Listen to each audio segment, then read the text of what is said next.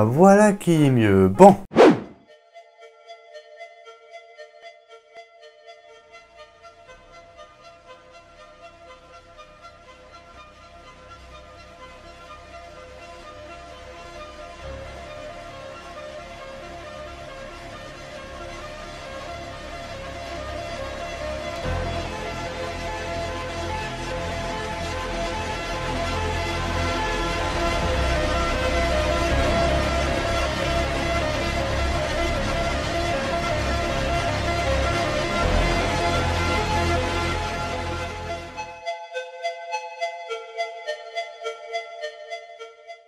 Avant de s'intéresser au premier clip de l'histoire, regardons plutôt ceci.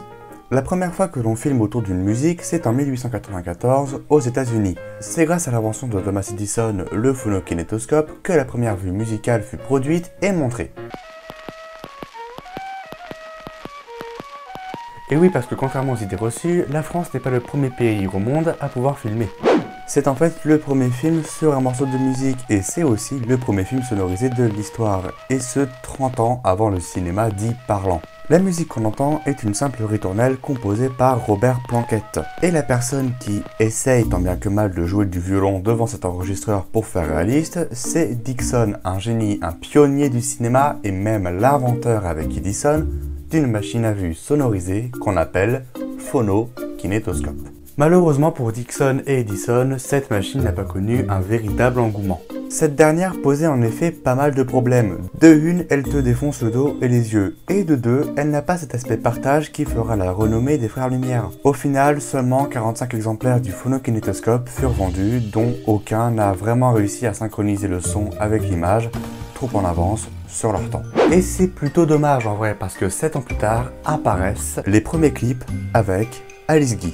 Et ces clips des premiers temps, on les trouve en France sous la patte d'une star du cinéma, à savoir Alice Guy, la première personne réalisatrice au monde. Et oui, vous avez bien entendu, je parle de la première personne réalisatrice puisqu'on ne compte pas les simples vues des Frères Lumière et autres soi-disant réalisateurs. C'est donc avec Alice Guy que les premiers mini-métrages musicaux à des fins promotionnelles sont créés en France, à Paris, en 1902. Alors bien sûr, même à l'époque, tout le monde savait que c'était expérimental, mais c'était tout de même 30 ans avant l'arrivée du son synchrone au cinéma. Dès lors se pose une question. Comment ces phonocènes arrivent-elles à synchroniser des images avec du son alors que cette technologie n'est apparue que dans les années 30?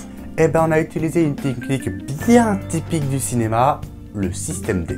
En vrai, c'est pas totalement ça. Alice Guy, secrétaire de Léon Gaumont jusqu'en 1910, avait d'abord demandé à son patron si elle pouvait tourner. Gaumont accepte que si le tournage se fait en dehors des heures de boulot. Et Alice Guy, accompagnée d'une caméra, fait des miracles et de la thune pour la société. Ainsi, elle gagne un grand intérêt artistique et financier pour Gaumont. C'est alors qu'en 1902, elle demande à Léon Gaumont de faire des tests de fabrication pour que le cinéma soit sonore. Et ainsi naît, grâce à du scotch, des plans dans la tête et beaucoup de patience, la machine qui synchronise le son à l'image. Mesdames et messieurs, le chronophonographe et l'LG-phone arrivent dans la place. Il suffit d'abord d'enregistrer les chanteurs sur le disque, ensuite de les filmer en faisant de la synchronisation labiale, de mettre le disque et la pellicule sur la machine et le tour est joué.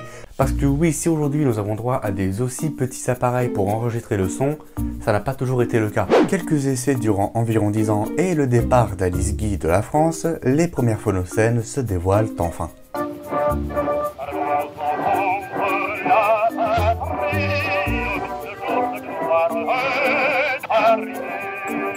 C'est donc grâce à l'invention foireuse d'Edison, l'envie d'Alice Guy de ne plus être secrétaire, et grâce au système D, que la France a pu réaliser les premiers clips avant même que le son synchrone fait son apparition. Oui, c'est ça à peu près. Cool, on peut rentrer alors. Alors on va faire un tout petit détour avant ça, d'accord? Cool. On va où et quand? Aux États-Unis dans les années 30. Alors, je suis pas trop chaud. Trop tard, on y va! Fouf.